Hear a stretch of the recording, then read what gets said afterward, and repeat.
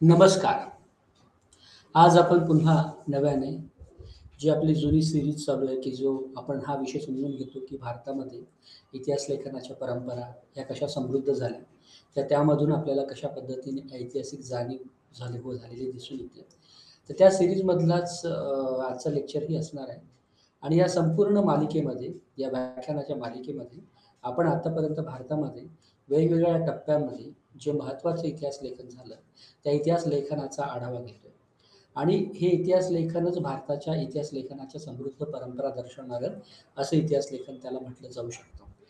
पुन्हा जर समजा आपला जुना जो परिप्रेक्ष्य आहे इतिहास लेखनाकडे आणि इतिहासाच्या पद्धतीशास्त्राकडे बघण्याचा, तो जर बघितला तर आपल्याला या सगळ्या संपूर्ण प्रक्रियेमध्ये युरोपियन इतिहास लेखन शास्त्राने एक वेगळ्या पद्धतीचं आव्हान भारतीय इतिहास लेखनाबद्दल उपस्थित केलं होतं किंवा आत्तापर्यंत भारतामध्ये जे काही इतिहासाची साधनं आहेत, संसाधनं आहेत, प्राथमिक आणि अन्य असतील ते, त्याला इतिहास म्हणून मान्यता आतापर्यंत मिळालेली नव्हती. त्याचं एक महत्त्वाचं कारण म्हणजे युरोपियन साच्याच्या पद्धतीचा किंवा युरोपियन इतिहासाचं जे पद्धतीशास्त्र आहे, ते जास्त शास्त्रोक्त पद्धतीने उभं राहतं आणि त्या तुलनेमध्ये भारताच्या संदर्भातले जे काही ऐतिहासिक साधनं आहेत, ते थोडेसे कमकुवत ठरतात, अशा पद्धतीचा एक आक्षेप होता. दुसरा एक महत्त्वाचा आक्षेप असा होता, की अ, याच्यामधला जो आशय आहे, तो भरीव अशा इतिहासाच्या संदर्भात मत व्यक्त करत नाही. म्हणजे तथ्यात्मक दृष्टिकोनातून मत व्यक्त न करता भावनाशील किंवा अनावश्यक असा पाल्हाड पद्धतीचं विवरण या सगळ्या इतिहास लेखनामध्ये किंवा इतिहासाच्या संबंधित जी काही साधनं आहेत, त्या साधनांमध्ये आपल्याला परिष्कृत झालेलं दिसतं. आणि तदनुषंगे वरवर पाहता सुद्धा आपण असं बघितलं तर अ, हा आरोप किंवा अशा पद्धतीचं युरोपियन इतिहासकारांचं मत ते अगदीच काही तथ्यांपासून लांब आहे असं नाही किंवा त्यामध्ये अगदीच अनपेक्षित असं काहीही नाहीये, असंही नाही. त्यामध्ये एक महत्त्वाचा मुद्दा आहेच, की भारतामध्ये असलेल्या इतिहास लेखनाच्या परंपरा या युरोपियन इतिहास लेखनाच्या परंपरांपेक्षा नक्कीच वेगळ्या होत्या. परंतु केवळ युरोपियन साच्याच्या किंवा युरोपियन जो काही ढाचा आहे, पद्धतीशास्त्र आहे, त्याच्या कसोटीवर भारतीय इतिहास लेखन हे सत्य उतरत नाही. म्हणून भारताला काही इतिहासच नव्हता किंवा भारताला इतिहास लेखनाची परंपराच नव्हती. अशा पद्धतीचे आरोप करणे हे थोडंसं अतिशयोक्त होऊ शकतं. त्यामुळे या परिप्रेक्ष्यातूनच आपण आतापर्यंत जे काही व्याख्यानाच्या मालिका बघितल्या, त्या असा सबळ पुरावा दाखवतात, की भारताला सुद्धा इतिहास लेखनाची परंपरा, लेखन म्हणून जरी ते शास्त्रोक्त नसलं, तरी त्यामध्ये असलेली इतिहासाची जाणीव, ही समृद्ध इतिहासाची जाणीव किंवा त्या कालानुरूप असलेली कुठलीतरी गोष्ट जतन करून ठेवण्याची जाणीव त्याच्यामध्ये व्यक्त झालेली आपल्याला दिसून येते. आणि यामध्ये धार्मिक, प्राथमिक, धर्मनिरपेक्ष साहित्याच्या दृष्टीने काही महत्त्वाच्या ज्या काही अ, ज इतिहास जतन करणारे भारतातले जे समुदाय होते, ज्या ऑक्युपेशनल कास्ट होत्या, त्यामध्ये आपण त्याचाही आढावा घेतला. आपण संगम साहित्याचा आढावा घेतला. आपण विविध धर्मग्रंथ जे आहेत, ते पाली, संस्कृत आणि प्राकृत भाषेमधले जे काही धर्मग्रंथ आहेत, त्या धर्मग्रंथांमध्ये आविष्कृत झालेली इतिहासाची जाणीव आणि त्यामुळे त्या काळातला हिंदू, बौद्ध आणि जैन कालखंडांवर प्रकाशझोत पडलेला आपल्याला दिसून येतो. या मालिकेमधलाच आजचा जो आपला महत्त्वाचा खंड किंवा थीम अशी असणार आहे किंवा विभाग असा असणार आहे, की ऐक्यदेशीय ज्या काही इतिहास लेखनाच्या परंपरा होत्या, ऐक्यदेशीय जे काही इतिहासाची साधनं होती, ती अतिशयोक्त असतील, ती पाल्हाळिक असतील, त्यामध्ये तथ्यांचा अंश कमी असेल, परंतु त्यामधून महत्त्वाची इतिहासाची जाणीव आपल्याला या संपूर्ण ग्रंथमालेमध्ये, या संपूर्ण साधनांमध्ये उलगडत गेलेली दिसून येते. आज आपण नव्याने किंवा एक वेगळ्या पद्धतीचा जो काही दृष्टिकोन आहे, त्या दृष्टिकोनातून भारताच्या इतिहासावर या दृष्टिकोनाने कसा प्रभाव पाडला किंवा भारतातल्या कुठल्या घटना आणि घटितांकडे या दृष्टिकोनातून बघितलं गेलं, ते आपण बघणार. म्हणजे प्रामुख्याने जर समजा सारांश जर म्हटला, तर आपल्या या थीमचं किंवा या खंडाचं किंवा या विभागाचं शीर्षकच असं आहे, की इतरांनी पाहिलेला भारत. आता इतरांनी पाहिलेला भारत भारत असं आपण जेव्हा म्हणतो, याचा अर्थ त्यामध्ये एकदेशीय लेखक जरी नसले, तरी त्यांचे विषयवस्तू हे भारतीय समुदाय, भारतीय समूह आणि भारतीय आशयाने भरलेला तो इतिहास इतरांनी पाहिलेला भारत आहे.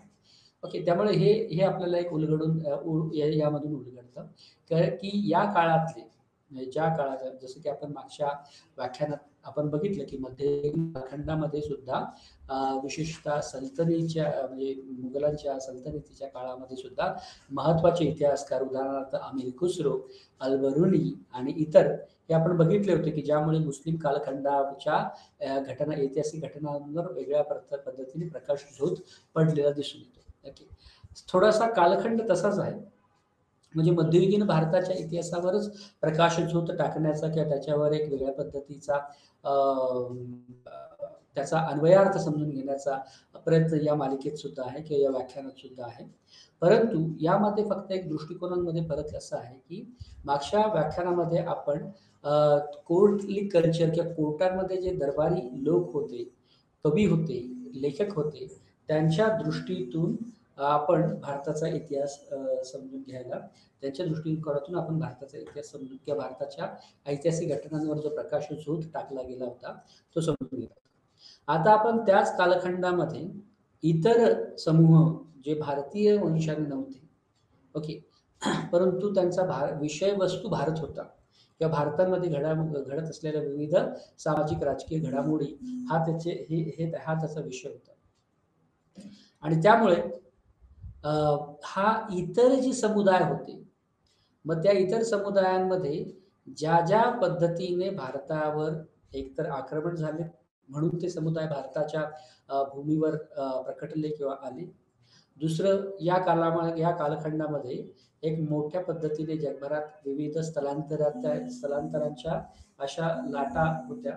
त्यामुळे त्या लाटांच्या संदर्भात सुद्धा नंतर करतो. त्या लाटांच्या संदर्भात सुद्धा एक मायग्रेशनच्या ज्या वेव्हज होत्या किंवा स्थलांतरांच्या ज्या लाटा होत्या, त्याच्यातून आपल्याकडे आलेली जी काही महत्त्वाची पिढी होती, त्यांच्याद्वारे हा भारत कसा समजून घेण्यात आला, असा याचा खरं तर आशय या व्याख्यानाचा आहे. तर आपण ऐकूनच आहोत की भारतावर विविध पद्धतीचे आक्रमण झाली, विविध पद्धतीचे स्थलांतर आले आणि विविध पद्धतीच्या वेगवेगळ्या मध्य एशियन आणि एशियन्स आणि परकीय वंशाची लोक भारत भूमीवर आलेली आहेत. आणि त्याचा एक मायग्रेशन पॅटर्न होता, त्याचा एक स्थलांतराचा आकृतिबंध होता. त्याचबरोबर आक्रमणाचा सुद्धा एक इतिहास भारताला राहिलेला आहे. परंतु प्रामुख्याने आपण ज्या पद्धतीचे रेकॉर्ड्स किंवा ज्या पद्धतीचे खाती या व्याख्यानामध्ये बघणार आहोत ते प्रामुख्याने आक्रमक म्हणून न आलेले, परंतु मागच्या पिढीने जे काही स्थलांतरित झालेले परकीय होते त्यांच्याच दरबारामध्ये किंवा त्यांच्याच पद्धतीच्या वेगवेगळ्या कोर्टामध्ये काम करणारे, परंतु परकीय वंशाचे असे अधिकारी किंवा परकीय वंशाचे अशी माणसं की ज्यांनी या भारताचा इतिहास किंवा ज्या भूप्रदेशामध्ये किंवा प्रदेशामध्ये ते राहिले होते त्याचा इतिहास लिहिण्याचा किंवा त्याच्या काही स्मृती जतन करून ठेवलेल्या आहेत, तो मुद्दा आपण बघतो. तर भारताला म्हणजे भारताच्या जो काही स्थलांतराचा इतिहास आहे, त्या स्थलांतराचा इतिहासामध्ये आपल्याला असं दिसून येतं की या मध्ययुगीन कालखंडामध्ये भारतामध्ये ग्रीक येऊन गेले, चीनी आले म्हणजे चीनी प्रवासी हे वेगवेगळ्या या भारतभूमीच्या विविध पद्धतीने जो काही विकास त्या काळामध्ये विशेषतः प्राचीन भारतापासून मध्ययुगीन भारतापर्यंत जो मसाल्यांच्या पदार्थांचा आणि इतर मौल्यवान वस्तूंचा जो काही व्याप किंवा जो काही निर्यात परदेशामध्ये वाढली होती, त्यामुळे आकर्षित होऊन बरेचसे परदेशी प्रवासी भारताच्या भूमीवर एकतर व्यापारी परवानग्या मिळवण्यासाठी आले किंवा त्याच पद्धतीने इथल्या भारताचा भूगोल, इतिहास आणि लोकसमूह समजून घेण्याच्या दृष्टिकोनातून आले. तर त्यामुळे ते ग्रीक होते, चीन होते, अरब होते आणि काही पर्शियन व्यापारी आणि पर्शियन अधिकारी सुद्धा होते. त्यामुळे प्रामुख्याने भारताचा किंवा इतर समुदायांनी पाहिलेला जो भारत आहे, तर ते इतर समुदाय आजच्या व्याख्यानापुरते हे पर्शियन लोक आहेत, अरबी लोक आहेत, चीनी लोक आहेत आणि ग्रीक लोक आहेत. तर ग्रीकांचा सुद्धा एक महत्त्वाचा म्हणजे ग्रीक वंशाचा सुद्धा एक महत्त्वाचा भारताशी दुवा आहे. कारण विशेषतः ग्रीक साम्राज्य विशेषतः जे काही ग्रीक साम्राज्य लयास गेल्याच्या नंतर, ओके, किंवा ज्याला आपण इंडो ग्रीक एम्पायर जे म्हणतो, ते ग्रीक गेल्याच्या नंतर मोठ्या प्रमाणामध्ये तिथलेही ग्रीक वंशाचे लोक हे जगभरात विविध ठिकाणी त्यांचं स्थलांतर होत गेलेलं होतं. आणि भारतामध्ये असलेले जे काही महत्त्वाचे प्राथमिक साधनं आहेत प्राचीन आणि मध्ययुगीन भारताला आणि काही ठिकाणी या दोन कालखंडाला जोडणाऱ्या दुवा म्हणून, तर त्यामध्ये महत्त्वाचे जे ग्रीक अभ्यासक किंवा ग्रीक प्रत्यक्षदर्शी होते या काळातले, ते मेगस्थनीस, की ज्यांनी इंडिका नावाचा ग्रंथ लिहिला होता. आणि तो इंडिका नावाचा ग्रंथ हा भारताच्या प्राचीन आणि मध्ययुगीन भारताच्या विविध घडामोडींवर अत्यंत महत्त्वाचा प्रकाशित होत टाकतो.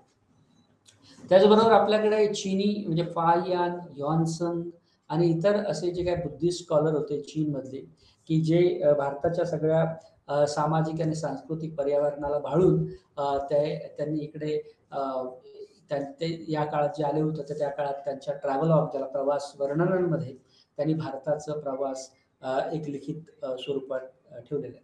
अरबांच्या संदर्भामध्ये सुद्धा काही आक्रमणाच्या आकृतिबंधांमध्ये आपल्याला काही अरब समुदाय, विशेषतः दक्षिण मध्य एशियामधून आलेले आणि इतर प्रांतामधून सुद्धा आलेला जो काय अरब समुदाय होता, त्याच्या संदर्भातला एक महत्त्वाचा इतिहास आणि त्या अरबांच्या संदर्भातल्या असलेल्या भारतविषयक नोंदी ह्या आपल्याला इतरांनी पाहिलेला भारत समजून घेण्यासाठी मदत करतात.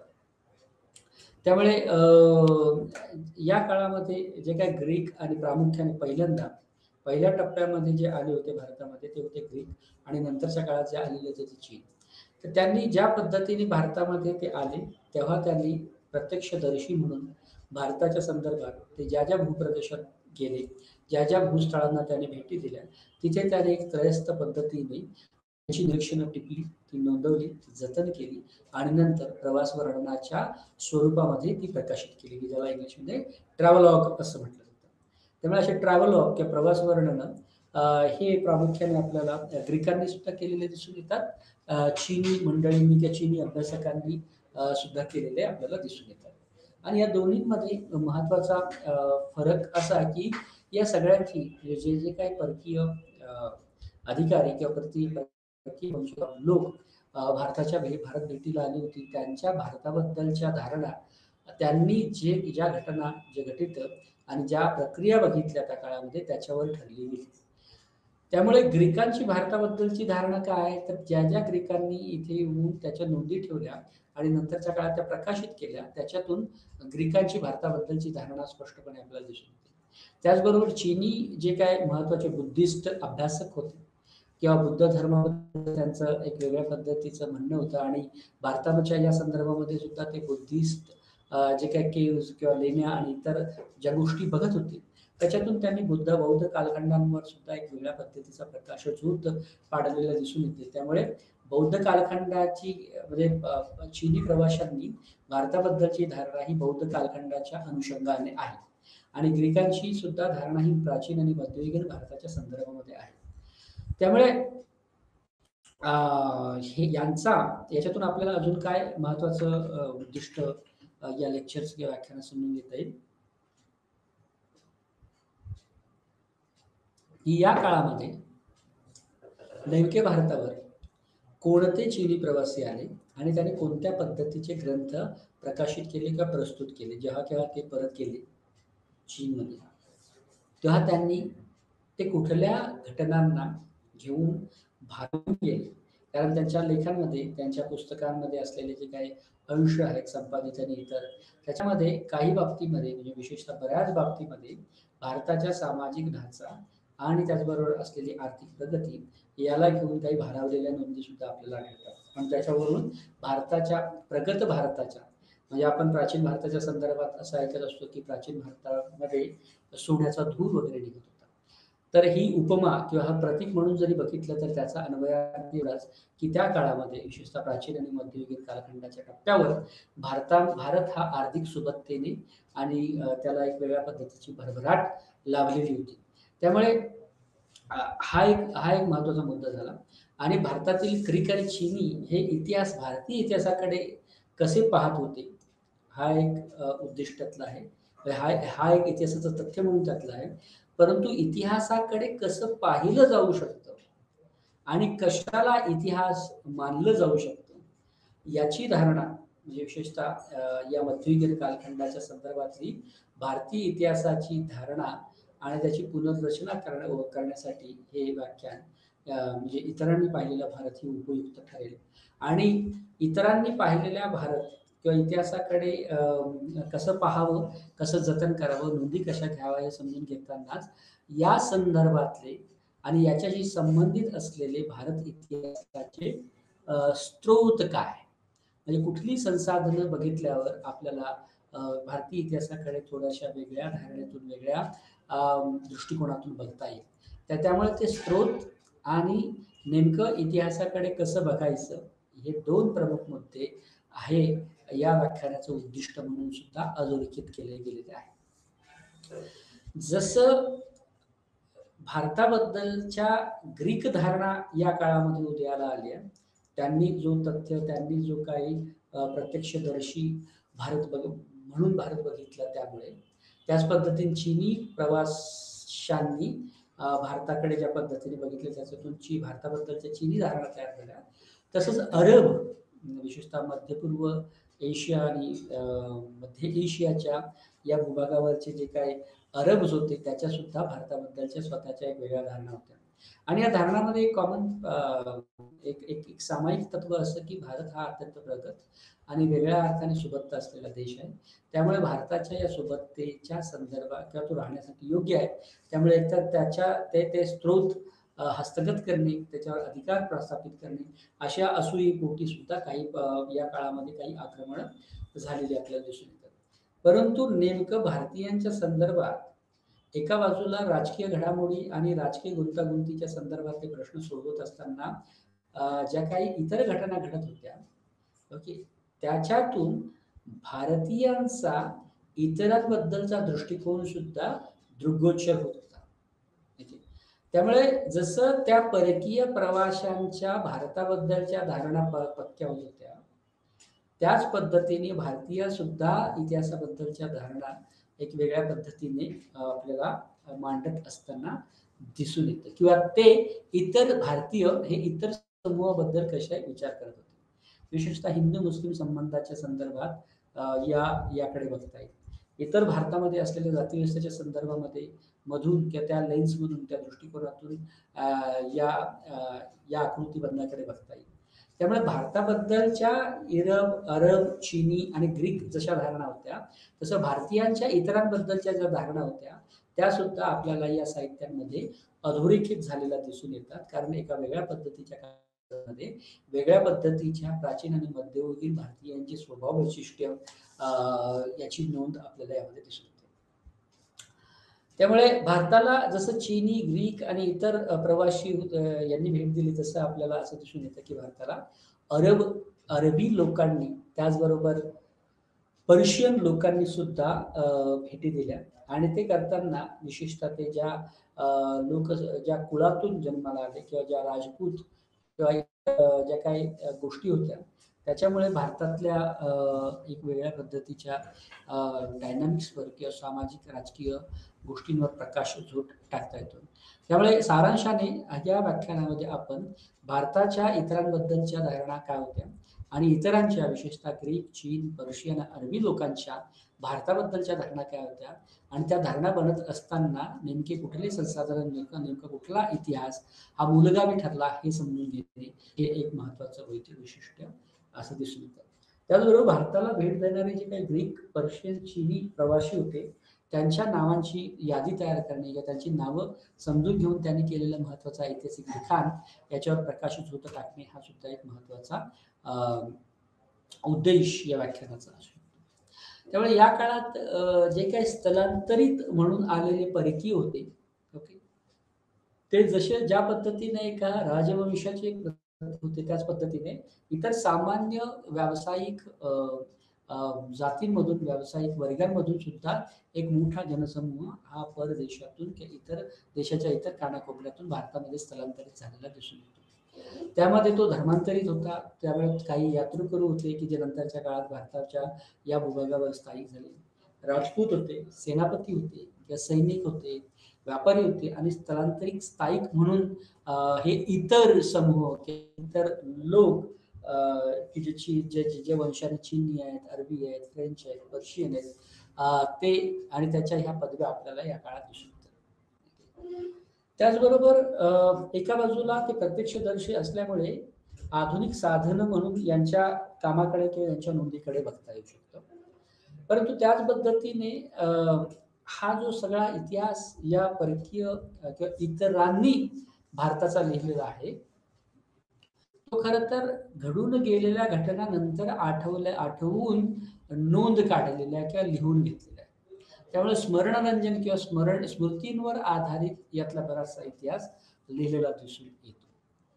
आणि तो स्मृतींवर आधारित किंवा त्यांच्या जुन्या त्यांना जेवढ्या गोष्टी जेवढ्या घटना घटित आणि इतर पद्धतीच्या विचारधारा या समजून गेलं आणि नंतरच्या काळात त्याच्याबद्दल विचार झाला आणि त्या स्मृतींमधून त्याने ते काढलेलं असल्यामुळे यामध्ये विश्वासार्हतेचा अभाव आणि काही बाबतीमध्ये विशेषतः आपल्या आवडीच्या अ, अ, समूहासंदर्भात काहीतरी अतिशयोक्त अशी माहिती या साहित्यामध्ये प्रकट झालेली आपल्याला दिसून येते किंवा या इतर लोकांच्या साहित्यामध्ये प्रकट झालेली दिसून येते.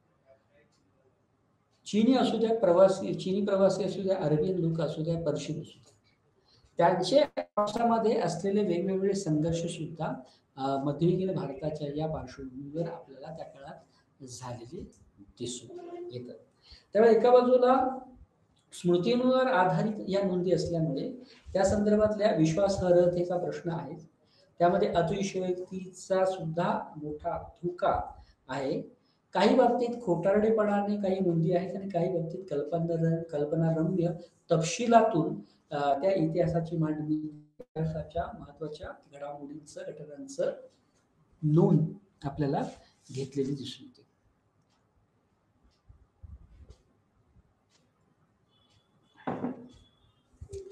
जशा या आक्रमणाच्या नोंदी किंवा जसं हे विविध वंशाचे लोक आक्रमण करून भारतावर विशेषतः ज्यांचं राजधानी काबूल वगैरे होते तिथून स्थलांतरित होऊन किंवा तिथून त्यांचा प्रवास सुरू होऊन भारताच्या मथुरा आणि गंगा आणि या हिमाचलच्या प्रदेशामध्ये ते बरेचसे लोक स्थायिक होतात. त्याच पद्धतीने वेगवेगळ्या मोहिमा भारत काबीज करण्यासाठी आणि भारताचे हे उत्तर भारतीय भूभाग काबीज करून घेण्यासाठी सुद्धा आपल्याला आढळून येतात. जसं की एक महत्वाचं पब्लिक परसेप्शनमध्ये किंवा लोकस्मृतीमध्ये महमूद किंवा गझनी याच्या ज्या आक्रमणाचे स्वार आहे. तर गझनीचं जो उदाहरण मी घेतलं ते गझनीच्या ज्या स्वाऱ्या आहेत ते जवळजवळ फार उशिरा म्हणजे 9व्या-10व्या शतकामध्ये गझनीने स्वाऱ्या केल्या. पण गझनीसारखं इतर अनेक मोहिमा आपल्याला अलेक्झांडर हा जो ग्रीक माणूस होता त्याच्या काळामध्ये सुद्धा आपल्याला दिसून येतात. आणि अलेक्झांडरने ज्या मोहिमा आखल्या किंवा ज्या मोहिमा यशस्वी केल्या त्यामधून गेलेल्या लोकांकडून लोकांकडे जी माहिती होती त्या माहितीचं सुद्धा संकलन आपल्याला केलेलं दिसून येतं. त्यामुळे असाच एक महत्वाचा जो ग्रीक लेखक आहे की ज्याचा महत्वाचा मूलगामी प्रकाश ज्योत आहे तो या मुद्द्यावरच आहे की अलेक्झांडरने आखलेल्या मोहिमा आणि त्यामधून लोकांकडून मिळालेली माहिती ही इरियन इंडिक या ग्रीक लेखनामध्ये आपल्याला दिसून येते. त्याचबरोबर पहिल्यांदा म्हणजे एक आरोप तर असा होता की भारताला किंवा या सगळ्या भूभागाला इतिहास लेखनाची परंपरा नाही हा. परंतु त्याचबरोबर दुसऱ्या बाजूला पहिल्यांदा शास्त्रीय पद्धतीने अभ्यास, मग तो पुरातत्वशास्त्राचा असू द्या, त्या भाषाशास्त्राचा असू द्या किंवा त्या इतिहास लेखनशास्त्राचा असू द्या, हा खरं तर 18व्या आणि 19व्या शतकामध्ये सुरू झालेला दिसून येतो. त्याच्या अगोदरचा मूलतः सामाजिक इतिहास हा पुराण कथांवर अवलंबून असलेला दिसून येतो. त्यामुळे ज्या वेळेस भारतावर वासाहतिक आक्रमण किंवा वसाहतवादी दृष्टिकोन हावी झाला किंवा प्रगल्भ झाला, त्या काळामध्ये आपल्याकडे त्या वसाहतीतूनच एक वेगळ्या पद्धतीच्या इतिहास जतन करण्याच्या परंपरा सुद्धा उभ्या राहिल्या आणि त्यामुळे आपल्याला वेगवेगळ्या लिप्या, मुद्रणकला आणि इतर गोष्टींमुळे प्राचीन आणि मध्ययुगीन भारताचा इतिहास हा इतरांपर्यंत पोहोचण्यासाठी मदत झाली किंवा जे काही वसाहतकालीन इतिहासकार, भाष्यकार, अभ्यासक होते त्यांच्यामुळे त्या कागदपत्रांवर प्रकाश पडून एक वेगळ्या पद्धतीचा इतिहास रचण्यामध्ये त्याची मदत झाली. त्यामुळे या वसाहतीकरणाच्या संदर्भामध्ये एक जो महत्त्वाचा लेखक किंवा जो महत्त्वाचा फिलॉसॉफर जो होता तो होता सर विल्यम जोन्स. ओके. की जो 18व्या शतकामध्ये भारताच्या भेटीला येतो. ओके. आणि सर विल्यम जोन्स सुद्धा याच मालिकेतला एका महत्त्वाचा लेखक म्हणून ओळखला जातो. तर त्याने जे काही लिहून ठेवलं त्यामध्ये चंद्रगुप्त आणि म्हणजे पहिला मौर्य जो सम्राट होता चंद्रगुप्त आणि सिंहासनावर त्याच्या प्रवेशाची जी तारीख होती 322 BCE अशी निश्चित केली. किंवा चंद्रगुप्त मौर्याच्या सिंहासन कुठल्या काळाला झालं याची नोंद त्यांच्या दरबारातील कुणीतरी जरी केलेली असली तर सर विल्यम जोन्सच्या या सगळ्या प्रयत्नातून त्याच्या प्रवेशाची जी तारीख होती ती 322 BC असावी असा अर्थ काढला जाऊ शकतो. तसंच इतर जे मौर्य होते तसेच त्यांनी प्रारंभिक भारतीय ऐतिहासिक लिखाण करताना कालगणनेचा आधार घेतलेला दिसून येतो. त्यामुळे मौर्य साम्राज्यामध्ये असे बरेचसे भारतीय ऐतिहासिक कालगणनेचा वापर किंवा एक वेगळ्या पद्धतीने आधार आपल्याला त्याच्यातून दिसून येतो. त्यामुळे मौर्यांचा प्रारंभिक इतिहास समजून घेणे आणि भारतीय ऐतिहासिक कालगणनेच्या संदर्भात तो इतिहास समजून घेणे हा एक महत्त्वाचा बिंदू किंवा हा एक महत्त्वाचा पॉईंट याच्यात असू शकतो. ओके. त्यामुळे ग्रीक राज्यांनी बऱ्याच वेळेला काही वेळेला एकत्रच आणि काही वेळेला एक टप्प्याटप्प्याने त्यांचे जे काही हस्तक किंवा त्याचे एक महत्त्वाचे प्रतिनिधी होते, ठीक आहे. त्या प्रतिनिधींना पाटलीपुत्राला दूत म्हणून पाठवले. ठीक आहे. आता हे ग्रीक लोकांचे प्रतिनिधी कोण होते? त्यामध्ये मेगास्थेनीस आहे, की ज्याने बराच काळ भारतासोबत असतो. दुसरा आहे डिमॅचस और डायमचस. तिसरा आहे डायनोसियस और डायनिसियस. ओके. तर ही सगळी जी मंडळी होती ती कुठल्या ना कुठल्या काळाच्या टप्प्यामध्ये पाटलीपुत्रामध्ये येऊन त्यांनी दूताची कामगिरी पार पाडल्याची आपल्याला दिसून येते. ओके. त्यामुळे हा झाला ग्रीक राज्यकर्त्यांच्या संदर्भातला त्यांच्या प्रतिनिधींचा आढावा. चीनी प्रवाशांचे सुद्धा भारताविषयीचे अनुभव आणि धारणा आणि त्यांनी केलेले दस्तऐवजीकरण आणि वर्णन आहे. त्यामध्ये सुद्धा प्रायमरी किंवा स्थानिक पातळीवर अशाच पद्धतीच्या काहीतरी एक वेगळ्या योजना असलेल्या आपल्याला दिसून येतात. त्या मेगास्थेनीस, डिमाशियस, डायनोसियस इत्यादी सारखे ग्रीक अँबॅसेडर किंवा दूत हे पाटलीपुत्र आणि इतर राज्यांमध्ये असतात. ओके. त्याचबरोबर चीनमधून आलेले जी काही फायान होते, ह्युआनसांग होतं, यिंग ॲज द मा हुआन असं जे काही हे असे जे काही महत्त्वाचे चीनी प्रवासी होते, त्यांनी सुरुवातीच्या भारताचा इतिहास समजून घेण्यासाठी एक महत्त्वाच्या मोलाची भर आपल्याला पडलेली दिसून येते आणि त्याच्यातूनच चीन आणि भारताच्या संदर्भात सांस्कृतिक जे काही समोपचाराचे आणि काही संघर्षाचे पैलू आहेत, त्याच्यावर सुद्धा एक वेगळ्या पद्धतीने प्रकाशझोत टाकला जातो.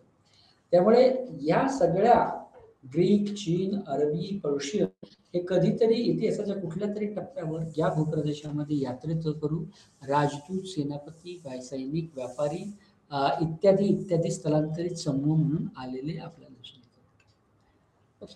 आणि हा महत्त्वाचा गाभा याच्यातून समजून घ्या. त्याचबरोबर भारत आणि अरबांमध्ये काही अत्यंत सोपं असं नातं नव्हतं. कारण इंडियन मर्चंट्स आणि नेव्हिगेटर्स जे होते त्यांच्या संदर्भात त्यांच्या कायद्यातून भारताच्या शांततेच्या संदर्भात किंवा वेगवेगळ्या चकमकी सुरू झालेल्या किंवा एक भांडणं आपण ज्याला असं म्हणतो त्या सगळ्या सुरू झालेल्या आपल्याला. आता मर्चंट नेव्हिगेटर्स ही संकल्पना काय आहे की या काळामध्ये जवळजवळ युरोपमध्ये भौगोलिक शोधाला प्राधान्य दिलं जातं आणि त्या भौगोलिक शोधाच्या संदर्भामध्ये नेव्हिगेटर्स दिशादर्शक यंत्राची निर्मिती सुद्धा आणि त्या दिशादर्शक निर्मितीमुळे समुद्रावरचा प्रवास सुलभ आणि दिशाद्वारे होण्यासाठी मदत होते. त्यामुळे त्या काळातले जे काय मर्चंट्स किंवा व्यापारी आणि नेव्हिगेटर्स किंवा तो जो काय प्लॅन करणारी जी मंडळी होती त्याच्या माध्यमातून आपल्याला अरब भारतीय ज्या काही चकमकी सुरू झालेल्या होत्या त्याची माहिती मिळते. तसेच अरब व्यापाऱ्यांनी आपली जे काय रेकॉर्ड जतन करण्याचं जे काही खाती होती, ओके, ती अरब आणि मुस्लिम वसाहतीची मजबूत स्थिती दर्शवतात किंवा नोंदवतात. त्यामुळे या खात्यांमध्ये अरब आणि मुस्लिमांवर एक वेगळ्या पद्धतीचा प्रकाशझोत आणि एक वेगळ्या पद्धतीच्या इतिहासाचं संदर्भ दिसून येतो. म्हणजे आधुनिक भारतामध्ये हा जो काही अरब आणि मुस्लिम संघर्ष एका वेगळ्या टोकाला असू शकतो, परंतु वसाहती भारतामध्ये जेवढं टोक धारदार अपेक्षित आहे तेवढं अपेक्षित नव्हतं. त्याचबरोबर आपल्याला या सगळ्या अरब व्यापाऱ्यांनी जे काही साहित्य लिहून ठेवलं,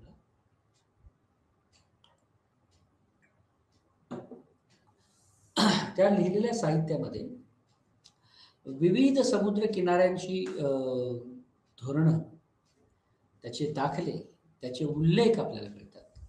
आणि समजा प्राईम फोकस किंवा असं जर काही फोकस असा ग्रुप किंवा गोष्ट असेल, तर ती आपल्याला मलबार, मोकला, ओके, या प्रदेशाचा इतिहास किंवा या प्रदेशात असं घडत असलेल्या महत्त्वाच्या घडामोडींच्या इतिहासावर प्रकाशझोत टाकला जातो. त्याचबरोबर नव्याच ज्याचे अजूनही या प्रदेशांमध्ये मजबूत अस्तित्व आहे, अशा भूप्रदेशाचा सुद्धा इतिहास आपल्याला या संदर्भामध्ये समजून येते. तसंच अरब माध्यमातून इस्लामीकरण प्रक्रिया सूचित करते. इस्लामीकरणाची प्रक्रिया सुद्धा सुरू, यामध्ये संपर्क आणि दरवर्षी या दोन महत्त्वाच्या गोष्टी अनुस्यूत आहेत. तर एका बाजूला तथ्य म्हणून यामध्ये काहीतरी तथ्य आहे, आणि दुसऱ्या बाजूला हीच आपली इथली इतिहास लेखनाची परंपरा म्हणून आपल्याला गणली जाऊ शकते. तर या संदर्भामध्ये पहिले जे ग्रीक खातं आहे किंवा जे ग्रीक जतन केलेल्या गोष्टी आहेत, त्या संदर्भावर आपण प्रकाश झोत टाकू. म्हणजे एक आपण समजून घेतलं की ग्रीक साम्राज्य लयास गेल्याच्या नंतर जे काही नंतरच्या बऱ्याच वर्षामध्ये युरोपियन इतिहासामध्ये प्रबोधनाचं युग सुरू झालं असं म्हणतात. त्याच काळामध्ये हिंदी महासागरावर सुद्धा ग्रीक आणि रोमन यामधले जे काही महत्त्वाची घराणी होती त्यांचं लक्ष होतं. आणि हे सगळे ग्रीक आणि रोमन हे समुद्रमार्गे विशेषतः हिंदी महासागरातून सुद्धा व्यापार करत असताना, आणि त्या काळातल्या तिथल्या व्यापारासंदर्भातला डेटा सुद्धा अवेलेबल असावा. पण प्रामुख्याने यांनी the Periplus of the Erythraean Sea किंवा the Periplus of the Erythraean समुद्र अशा पद्धतीने ग्रीक लेखकाची साहित्य, की जो लेखक नंतरच्या काळामध्ये ग्रीक याच्यामध्ये तो समावेश झालेला दिसून येतो. त्यावेळी इजिप्तमध्ये स्थानिक झालेल्या अज्ञात ग्रीक लेखकाची साहित्य कृती आपल्याला या the Periplus of the Erythraean Sea किंवा पेरिप्लस ऑफ द एरिथ्रियन समुद्रामध्ये दिसते. त्याचबरोबर महत्त्वाचा दुसरा जो ग्रीक तत्ववेत्ता, अभ्यासक, संशोधक जो होता, तो होता टॉलमी, ओके, की ज्याने जवळजवळ इसवी सनाच्या 150व्या वर्षी 150 सी त्या काळामध्ये भारताचा भूगोल लिहिला. म्हणजे एकीकडे म्हणजे आपण भारताचा इतिहास समजून घेताना भारताचा भूगोल लिहिणाऱ्या टॉलमीचं सुद्धा कॉग्निझन्स किंवा त्याचा सुद्धा आपण दखल या लेक्चरमध्ये घेण्याचा प्रयत्न करतो. त्याचबरोबर 150 शतकामध्ये टॉलमीने भारताचा भूगोल लिहिला, आणि या नोंदी ठेवता जे काय हाताला आलं त्याच्यामुळे भारताचा इतिहास लिहिण्यासाठीची मदत झालेली आपल्याला दिसून येते. ओके, आणि याची वर्गवारी जर करायची आपल्याला, तर यामध्ये आपल्याला काही प्रारंभिक ग्रीक आणि लॅटिन अमेरिकन गोष्टी यामध्ये Periplus of the Erythraean Sea आणि टॉलमीचा भूगोल या संदर्भातच इतर महत्त्वाचे जे ग्रीक आणि लॅटिन लेखक किंवा भाषिक समूह होते, विशेषतः ज्यामध्ये रुबो हे एक महत्त्वाचं नाव म्हणून घेता येईल, एरियन हे सुद्धा एक महत्त्वाचं नाव या क्षेत्रामध्ये घेता येईल. त्याचबरोबर प्लिनी, की ज्याने नॅचरल इतिहास किंवा नैसर्गिक हिस्ट्री असं लिहिलं प्लिनीने. आणि त्याचबरोबर त्याने भारत आणि इटलीमधला जो व्यापार होता, विशेषतः त्या संदर्भातल्या लॅटिन अमेरिकन किंवा लॅटिन भाषेच्या संदर्भातल्या या काही गोष्टी त्याने बघितल्या, आणि कार्यकाळ म्हणून हा जो पट्टा आहे किंवा हा हा जो काय वेळेच्या संदर्भातलं गणित आहे, या काळामध्ये खरं तर पहिल्या शतकांमध्ये या घडामोडी इटलीमध्ये आणि इटलीच्या संदर्भातल्या व्यापाराच्या संदर्भात घडून दिसून येतात. ओके. आणि प्लिनीने नॅचरल इतिहास लिहिला, की ज्याला आपण नैसर्गिक इतिहास म्हणू शकतो. त्याचबरोबर स्ट्रॅबोने वेगळ्या पद्धतीचा प्रकाशझोत भारताच्या इतिहासावर टाकला. एलियनने वेगळ्या पद्धतीचा प्रकाशझोत टाकला आणि प्लिनीच्या नॅचरल हिस्ट्रीने सुद्धा एक वेगळ्या पद्धतीचा प्रकाशझोत आपल्याला टाकलेला दिसून येतो. त्यामुळे हे जे ग्रीक मंडळी जे या काळात मेगास्थनीस आणि इतर समूह म्हणजे येऊन गेले, ओके, त्यांना ते खरं तर भारतामध्ये ज्या भाषा बोलल्या जातात आणि ज्या अत्यंत दुर्गम अशा भाषा होत्या त्याच्याबद्दल ते अनभिज्ञ होते. ओके. आणि जसं ते भारतीय भाषांबद्दल अनभिज्ञ होते तसंच भारताच्या ज्या चालीरीती होत्या, ओके, ज्या सांस्कृतिक चालीरीती होत्या त्याबद्दल सुद्धा ग्रीकांना तेवढं काही ग्रीक त्याच्याबद्दल सुद्धा अनभिज्ञ असलेले दिसून येते. त्याचबरोबर फ्रान्सी आणि या सगळ्या याच्यामध्ये एक तर त्यातल्या काही लोकांनी ही भारताला काही नसावी, परंतु हा सगळा जो काय इतिहास आहे तो प्रत्यक्षदर्शी पुरावा आणि स्मृतीच्या जोरावर लिहून काढलेला असल्यामुळे त्याच्या विश्वसनीयतेबद्दलच प्रश्नचिन्ह उपस्थित होऊ शकते. त्यामुळे काही तपशील हे अविश्वसनीय आणि दुय्यम स्रोतांसह सुद्धा संपूर्ण कथा लिहिलेल्या दिसून येतात, ज्यामुळे खरं तर विविध पद्धतीचे विरोधाभास किंवा विविध पद्धतीचे परस्पर विरोधी असे आर्ग्युमेंट्स किंवा अ, किंवा म्हणणं मांडलं जाऊ शकतं. ठीक आहे. त्यामुळे आणि ग्रीकांनी शोधलेला भारत किंवा ग्रीकांनी नोंदवलेल्या भारताचा विचार करताना आपण खरं तर जे महत्त्वाचे ज्युनियर आर्टिस्ट ग्रीक आणि मेगास्थनीस हे जे ग्रीक आले त्यातला एक महत्त्वाचा होता तो होता मेगास्थनीस. ओके.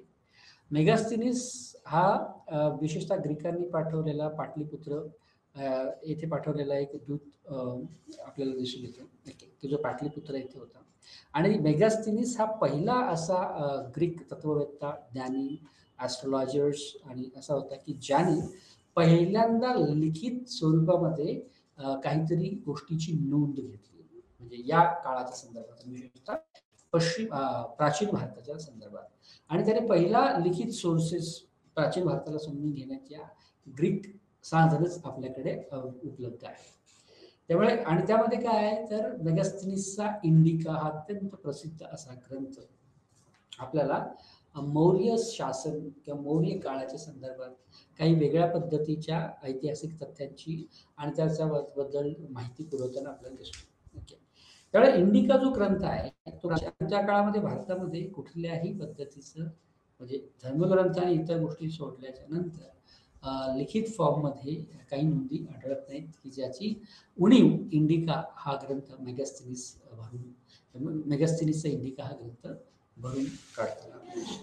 इतर सोर्सेस होते भारतीय इतिहास लेखनाचे, ते सोर्सेस ठकाराचा पुरातत्वीय होते, ते मंदिर शिल्पांच्या संदर्भातले होते, ते दगडांवरच्या कोरीव लेखाच्या संदर्भात होते की ज्याच्यातून स्वरूपात असं म्हणताच येत होतं की भारताला एक वेगळ्या पद्धतीचा इतिहास आहे. तो काटेकोर नसेल, साचेबद्ध नसेल, पण तो प्रत्येक तालुका आणि ग्रामीण पातळीच्या संदर्भात तो त्या रॉक कल्चर किंवा कोरीव लेखांद्वारे आपल्याला दिसून येतो. त्यामुळे त्या तुलनेमध्ये इंडिका ग्रंथ हा पहिला लिखित असा ग्रंथ होता की ज्याचा आशय हा मौर्य साम्राज्याचा व्याप, मौर्य साम्राज्याचा विस्तार समजून घेणे, त्या काळातल्या असलेल्या समाजव्यवस्था, त्यामध्ये असलेले विविध धर्मामध्ये असलेले तेढ किंवा मतभेद किंवा त्याच्यामध्ये असलेले आंतरविरोध, त्यामुळे एक सामाजिक वातावरण सुद्धा इंडिका प्रकाश टाकतो. त्याचबरोबर मौर्य साम्राज्याची अर्थव्यवस्था नेमक्या कोणत्या घटकांवर टिकून होती या संदर्भातले अभ्यास आपल्याला ग्रीक जो काही तत्व होता मेगास्थनीस याच्या लिखाणावरून आणि त्याच्या इंडिकावरून झालेली दिसून येते.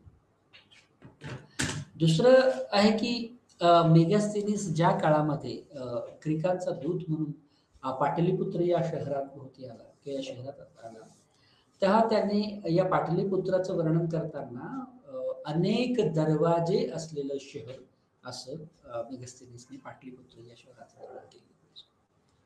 कारण पाटलीपुत्र हा 64 दरवाजांनी वेढलेलं असं शहर होतं. त्याला त्या पद्धतीने सुरक्षित केलं होतं. ओके. आणि ते जे पाटलीपुत्र आहे त्यामध्ये खंदक, लाकडी आवार, बॅरिकेड, लाकडी घरे इत्यादी पद्धतीच्या च्या शोध इत्यादी पद्धती त्या काळामध्ये मेगास्थनीसला आढळून आल्या. त्यामुळे तो पाटलीपुत्र या शहरामध्ये दूत ग्रीकांचा दूत म्हणून आला आणि त्याने पाटलीपुत्राला अनेक दरवाजे असलेला शहर. त्यामुळे एका बाजूला पाटलीपुत्र ही जी नोंद आहे ती भक्कम होऊन जाते की पाटलीपुत्र नावाचं कुठलं तरी एक शहर या काळामध्ये अस्तित्वात होतं. आणि ते मेगास्थनीसने त्याला भेट दिल्याच्या नंतर त्याच्याबद्दलची मान्यता किंवा त्याच्याबद्दलचा खरेपणा हा खरं तर दिसून येतो. हे सगळं असताना जसं की आपण म्हटलं की मेगास्थनीसचा इंडिका हा मौर्य साम्राज्यावर त्याचा बराचसा असं लक्ष किंवा फोकस असा असल्यामुळे मौर्यकालीन प्रशासन नेमकं कसं होतं ते आपण मेगास्थनीसच्या दृष्टिकोनातून बघू शकतो. ओके. त्यामुळे मेगास्थनीसने त्याच्या इंडिकामध्ये अशा नोंदी ठेवल्या की राजा, त्याच्यानंतर त्याचं एक मंत्रिमंडळ आणि त्याच्यानंतर एक सामान्य जन. तर त्या राजाला मदत करण्यासाठी त्याने खरं तर मंत्री आणि अधिकारी मंडळांची एक वेगळी बैठक किंवा मंत्री आणि अधिकारी मंडळी हे राजाचे सहाय्यक म्हणून कसे कार्य करत होते याची नोंद इंडिकामध्ये घेतलेली आहे. त्याचबरोबर त्याने राजाला मदत करणारे आणि एक उच्च दर्जाच्या अधिकाऱ्यांची सुद्धा नोंद घेतली की त्याचं प्रमुख काम हे काही या सगळ्या काळामध्ये संप्रेषण करणे असं सुद्धा होतं. आता पाटलीपुत्र या शहरामध्ये की ज्याला अनेक दरवाजे असलेले शहर म्हटलं जातं, त्याच्यामध्ये मेगास्थनीस असं नोंद घेतो की पाटलीपुत्रामध्ये जवळजवळ 6 समित्या होत्या आणि प्रत्येकी 5 सदस्यांद्वारे हे सगळं साहित्य किंवा हे किंवा पाटलीपुत्राचा सगळा जो काही प्रशासनाचा कारभार होता, 5 सदस्यांद्वारे प्रशासन ते चालवलं जायचं.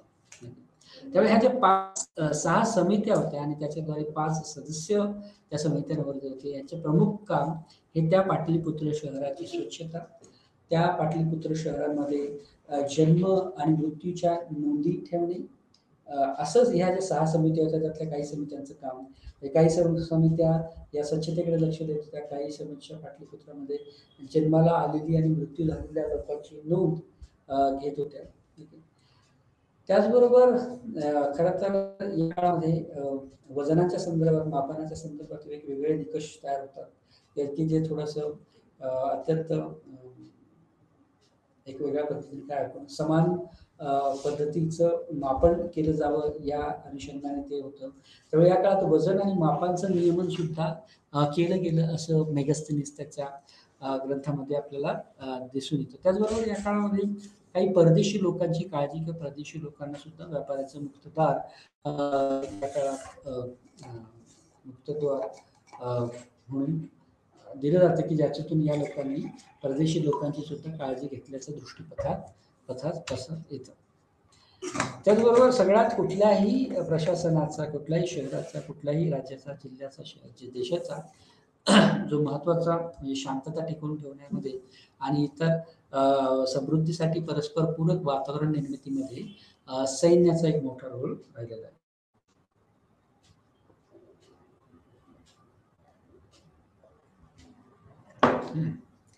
त्यामुळे सैन्य या काळामध्ये या सगळ्या कालखंड पाटलीपुत्र आणि उत्तर भारतातला भूप्रदेश हा बराचसा जंगलांनी व्यापलेला होता.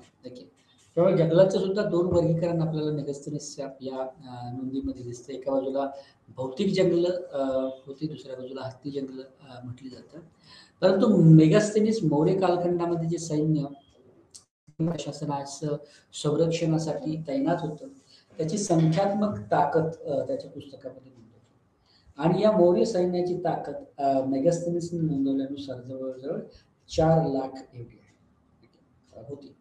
त्यामुळे आणि त्याचबरोबर मेगास्थनीस असं म्हणतो की 30 अधिकाऱ्यांचं एक मंडळ होतं की ज्या मंडळाद्वारे हे सगळं प्रशासन आणि सैन्य व्यवस्थापित मॅनेज करण्याचं आदेश दिले होते. आणि हे करताना जवळजवळ 6 शाखा आणि समित्या आणि प्रत्येक जबाबदार आणि राज्याला उत्तरदायी अशा नागरिकांची किंवा अशा अधिकाऱ्यांची त्यामध्ये नेमणूक केली जायची. त्या अशा 6 समित्या प्रत्येक जबाबदार राज्याला उत्तरदायी असलेल्या गोष्टींमध्ये खरं तर सैन्य, नौदल, घोडदळ, वाहतूक आणि रथहत्ती इत्यादी सैन्याचा अविभाज्य भाग असलेल्या ज्या काही प्रमुख वर्गीकरण असलेले जे काही या गोष्टी आहेत, त्यासुद्धा खरं तर मेगास्थेनीस ते सुद्धा या काळात मेगास्थेनीस इंडिया किंवा ज्या काळात मेगास्थेनीस इथे आला होता, त्याचं एक व्यवच्छेदक लक्षण म्हणून आपल्याला दिसून येतं. आता या सगळ्या बरोबरच मेगास्थेनीस त्या काळामध्ये घडत असलेल्या वाणिज्यविषयक घडामोडींवर सुद्धा लक्ष देतो. तो केवळ राजकीय, सामाजिक, आर्थिक किंवा प्रशासकीय बाबींवर लक्ष न देता तो व्यापार आणि उदीम किंवा व्यापार आणि वाणिज्य हा कसा घडत होता या काळामध्ये त्याच्यावर त्याचा प्रमुख फोकस आहे. ओके. त्यामुळे जे पश्चिम प्रांत होता ते प्रांत खरं तर पाटलीपुत्र शी जोडण्यासाठी एक मधला एक रस्ता किंवा त्याला जोड रस्ता होता अशी नोंद आपल्याला याच्यात दिसते. त्यामुळे पाटलीपुत्र या शहराला खरं तर सहस्त्रनाम किंवा सासाराम जो बिहारमध्ये स्थित आहे आणि मिर्झापूर प्रदेश की जो आजच्या उत्तर प्रदेश आणि मध्य भारतामध्ये आहे, या संदर्भात ही जी काही महत्त्वाची ठिकाणं होती ती पाटलीपुत्र शहराला जोडलेली होती.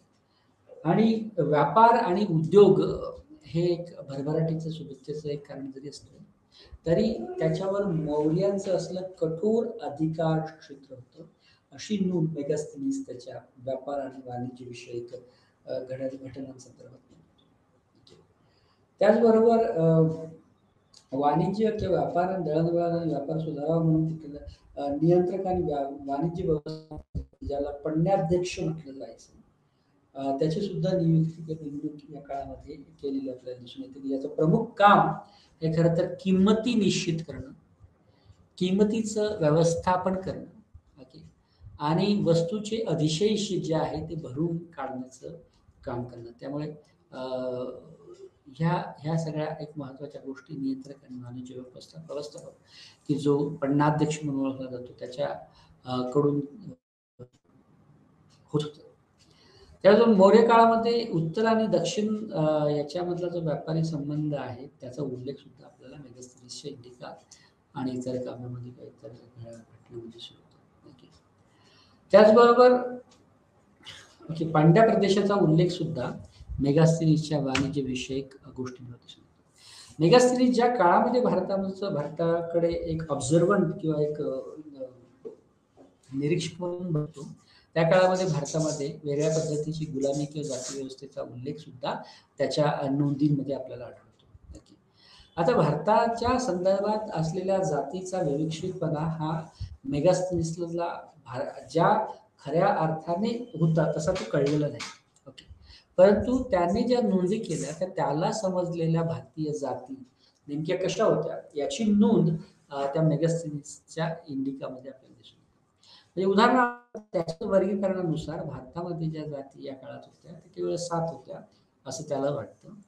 विशेषतः या काळामधच्या अशा पद्धतीच्या जातींना वर्गीकृत करण्याची जी भूमिका होती ती इतर जगामध्ये सुद्धा अशाच पद्धतीच्या विविध जाती होत्या अशा सांगण्याकडे सुद्धा त्याचा अनिश्चितपणे कल असतो किंवा असा अन्वयार्थ बऱ्याच इतिहासकारांनी काढला. म्हणजे कसा की जर समजा इथे जाती होतं तर जाती ह्या वर्गीकृत किंवा उत्पादनाधारित होत्या असाच एक महत्वाचा अन्वयार्थ निघतो. तशाच पद्धतीचं क्लासिफिकेशन आपल्याला आफ्रिका किंवा अन्य कुठल्या तरी भारताच्या जगाच्या कानाकोपऱ्यात आढळतं आणि असं म्हटलं जातं की भारतामध्ये एक जसं श्रम विभागणीची पद्धत होती तशीच पद्धत किंवा तशाच म्हणजे ती काही युनिक अशी पद्धत नव्हती. जगभरामध्ये सुद्धा अशा घटना होत होत्या. अशा पद्धतीचं सुद्धा एक महत्वाचं आर्ग्युमेंट किंवा एक ट्रिकी असं आर्ग्युमेंट उभं राहतं. पण तो वेगळा मुद्दा जरी असला तरी आपल्याला मेगास्थेनीसने जवळ-जवळ 7 जाती अधोरेखित केल्या ह्या कालखंड समजून घेण्यासाठी. त्यामध्ये आणि हे सगळे व्यवसाय आधारित जाती असल्याचं आपल्याला दिसून येतं. त्यामुळे पहिला नंबर आहे तत्त्वज्ञ किंवा विद्वान की ज्याला मेगास्थेनीस एक जात मानतो. निर्णय घेणारे अधिकारी जे निर्णायक म्हणून उभे राहतात. नगरसेवक, लष्करी पुरुष, कारागीर, लागवड करणारे, पशुपालक, ओके, ह्या सगळ्या अशा 7 जाती मेगास्थेनीसच्या नोंदींमध्ये आपल्याला दिसतात. ओके. त्यामुळे त्यांनी व्यावसायिक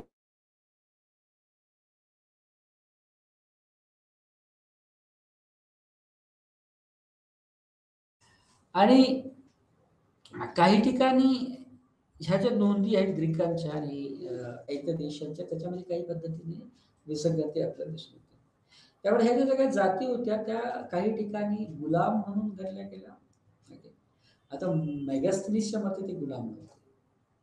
परंतु कौटिल्यच्या संदर्भामध्ये किंवा कौटिल्यच्या दृष्टिकोनातून जर बघितलं तर ते सगळे अं, गुलाम म्हणूनच त्यांना गणलं जावं किंवा असाच त्यांचा स्तर समाजामध्ये होता. तर धर्माची संदर्भात भाष्य करताना मेगास्थनीसच्या लिखाणामध्ये धर्माला मेगास्थनीस डायनोस विशेषतः शिवाला तो डायनोसिसस असं संबोधतो. ओके. आणि त्याचबरोबर हेराक्लेसची पूजा मथुरा प्रदेशात केली जात असल्याचं सुद्धा आपल्याला मेगास्थनीस निदर्शनास आणतो. त्यामुळे हा सगळा ग्रीक आढावा घेतल्यानंतर एक महत्त्वाचे जे काही चीनी प्रवासी आहेत त्यामध्ये फाहियान आहे, ज्यामध्ये इतर सगळी मंडळी होती, त्यांचा सुद्धा अभ्यास करणं गरजेचं आहे. तेव्हा चीनी जे काही जतन करणाऱ्या गोष्टी होत्या किंवा चीनी खाती होती, रेकॉर्ड्स होती, ती प्रामुख्याने तिचा भर हे बौद्ध कालखंड, बौद्ध मंदिरे, बौद्ध तीर्थयात्रा आणि भारतीय बौद्ध भिक्खूंच्या संदर्भात भाष्य करणं, याचं समजून घेणं, अशा पद्धतीच्या धारणा आपल्याला या काळात या चीनी ट्रॅव्हलर प्रवाशांकडून दिसतात. त्यामुळे या प्रवाशांमध्ये आलेले प्रामुख्याने फाहियान, फॅक्सियन, युआनसन सॅंग, यिजिंग इत्यादी इत्यादी आणि माहून, की ज्याने 1405 ते 1433 या काळामध्ये हिंदी महासागरातला प्रवास केलेला आपल्याला दिसून येतो. त्यामुळे फाहियान, ह्युआनसन, यिजिंग हे प्रामुख्याने बौद्ध कालखंडांवर, बौद्ध मंदिरांवर आणि बौद्ध मूर्तिकला आणि स्कल्पचर्सवर भर देतात. बौद्ध धर्मामध्ये महायान आणि या पंथांच्या सुद्धा निर्मिती आपल्याला या काळात दिसतात आणि जो महायानी बौद्ध धर्म आहे तो विशेषतः 200 इसवी सन पूर्व 200 ते इसवी सन 300 या कालखंडामध्ये असलेलं दिसून येतं. आता याच काळामध्ये बौद्ध कालखंडामध्ये किंवा बौद्ध श्रद्धेच्या संदर्भातला हा जो काय आहे त्याच्यामध्ये सुद्धा 2 पंथ पडलेले आपल्याला दिसून येतात. एकाला म्हटलं जायचं महायान, दुसऱ्याला म्हटलं जायचं हीनयान, म्हणजे एक मोठं आणि एक छोटं अशा अर्थाने.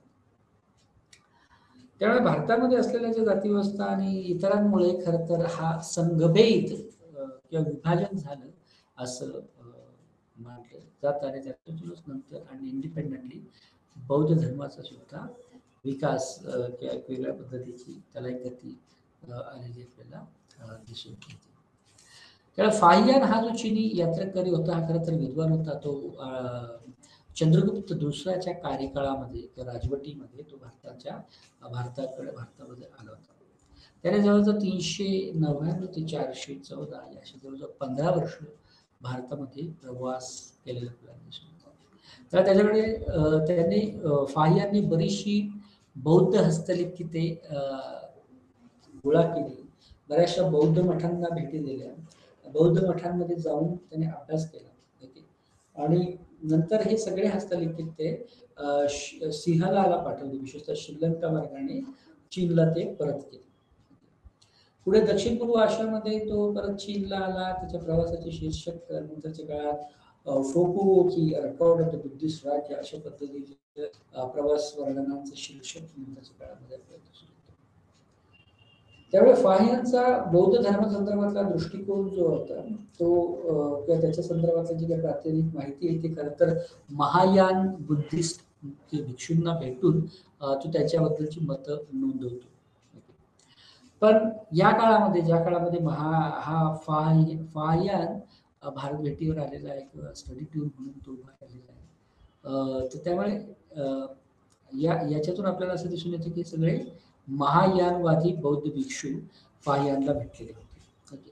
महायान काय होतं की त्या महायानवर बराचसा असा तांत्रिक धर्माचा पगडा होता. उदाहरणार्थ वज्रयान किंवा काही जादुई संस्कार जे 5व्या-6व्या शतकामध्ये कुठल्या तरी धर्म ग्रंथासंदर्भात दिसून येतो. असा तो महायानाचा संदर्भ आणि फाहियानचा संदर्भ दिसून येतो. ओके. त्याचबरोबर फाहियानच्या नोंदीनुसार नालंदा हे एक अत्यंत महत्त्वाच्या शहराची नोंद तो त्याच्या या हस्तलिखित गोळा करताना किंवा या सगळ्या मुलाखतींच्या काळात घेतो आणि नालंदा हे एवढं प्रॉस्परस शहर होतं की त्या काळामध्ये जवळजवळ 200 गावांचा महसूल गोळा करणारा शहर म्हणून नालंदाची ओळख होती, असं फॉय यांचं त्या प्रवास वर्णनामध्ये टिकलेल्या काही महत्वाच्या नोंदी आपल्याला दिसून येतात. ओके, नंतर फायन आणि अशोक की ज्याने मौर्य स्त्रोतांचा अभ्यास केला आणि सम्राट अशोकाचे सुद्धा दाखले फाय यांच्या सगळ्या लेखनामध्ये आपल्याला दिसून येतात. आणि तो जो काही सगळा ट्रान्सफॉर्मेशन, अशोकाचं जे ट्रान्सफॉर्मेशन होतं, अशोकाचं जे मनपरिवर्तन होतं, त्याच्या सुद्धा नोंदी आपल्याला फायांच्या लिखितांमध्ये दिसून येतात. विशेषतः कलिंगानंतरचा सम्राट अशोक, त्याच्या प्रचंड सैन्य आणि देखभाल आणि सगळ्या ज्या गोष्टी फाह्यांच्या काळामध्ये सरंजामशाही व्यवस्थेच्या संदर्भात सुद्धा एक वेगळ्या पद्धतीचा विकास दिसून येतो, की खरं तर तो गुप्त काळापासून पुढे एका प्रकर्षाने सामंतशाही, सरंजामशाही सुरू झाली की काय, आणि ज्याच्यामुळे दास्यत्व आणि इतर पुरोहितांचे मठ हे थोडेसे कर्मठ बनले की काय, अशी शंका या सरंजामशाहीवर भाष्य करताना फाह्यान नोंदवतो. त्यामुळे फाह्यान सरंजामशाहीची नोंद घेता घेता तो ब्राह्मण पुरोहितांचे जे मठ होते की जे सुसज्ज होते, घरे होती, ज्याच्या शेती होती, बागा, याची नोंद घेते. शेतीकाम करणारे शाही जमीनदाराची सुद्धा नोंद आपल्याला घेताना दिसतं. ओके. त्याचबरोबर जो उपेक्षित वर्ग होता या काळातला, त्याच्यावर सुद्धा फाह्यान प्रकाशभूत टाकतो. विशेषतः त्याला चांडाळ किंवा अस्पृश्य वर्ग म्हणून त्याची गणना आपल्याला या काळात झालेली आपल्याला दिसून येते. ओके. त्यामुळे उच्चवर्णीय वर्गाची कामगिरी याच्यावर प्रकाश जो टाकतो. काही ठिकाणी शुद्धीकरण विधी, म्हणजे जर समजा या चांडाळ किंवा अस्पृश्य वर्गाच्या सान्निध्यात उच्च वर्ग आला, तर त्यापासून मुक्ती मिळवण्यासाठी, त्या शुद्धीकरणासाठी सुद्धा काही महत्वाचे यत्न या काळात शुद्धीकरण विधी म्हणून गणले गेले. त्याचे दाखले आपल्याला फाह्यांच्या ह्याच्यात दिसतात. तेव्हा युआनसंग हा अत्यंत दुसरा एक महत्वाचा होता की ज्याने 629 मध्ये आपलं चीन सोडलं आणि तो त्यांनी नालंदा येथे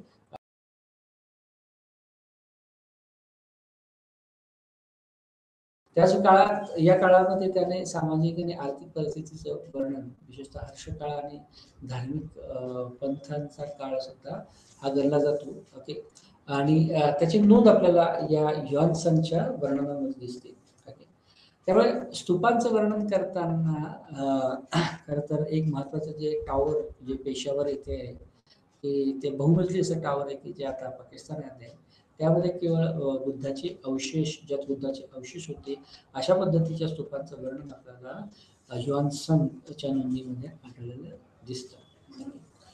त्याचप्रमाणे युआनसंगनुसार या काळामध्ये बौद्ध धर्म हा 18 पंथांमध्ये विभागला गेलेला असावा, गेलेला होता, असं त्यांचं 18 पंथांमध्ये विभागला गेला होता असं त्याचं म्हणणं होतं. आणि नालंदा या ठिकाणी त्याने बराचसा अभ्यास केला. त्याच्या काळात सर्वात लोकप्रिय आणि प्रमुख बौद्ध केंद्र म्हणून नालंदाचा उदय झाला आणि सुमारे नालंदा सुद्धा जवळजवळ 100 गावांचा महसूल गोळा करणारं शहर होतं. त्यामुळे हर्ष आणि बौद्ध धर्माचं संरक्षण या संदर्भात सुद्धा युआनसंगची काही टिप्पणी आपल्याला दिसून येते. म्हणजे हर्ष हा बौद्ध धर्म आणि त्या बौद्ध धर्माच्या अनुसरणाकडे वळालेला आपल्याला दिसून येतो. आणि 2 इमारती मिळतात.